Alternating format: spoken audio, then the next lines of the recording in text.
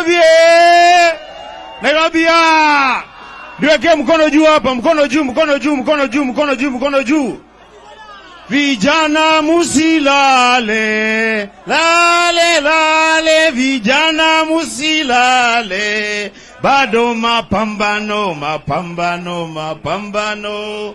Bado mapambano, wamama musilale. Lale, lale, wamama musilale.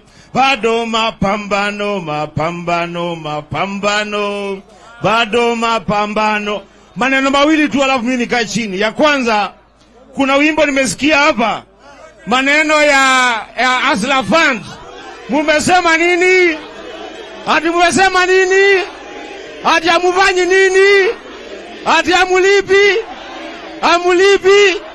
Jipigieni makofi kwanza hata nyinyi. Ya pili, na unisikiza vizuri, ya pili. Hawa watu walisema wakiingia kwa serikali bei ya unga itatoka 300 ikuje 70. Imetoka ama haijatoka? Haijatoka.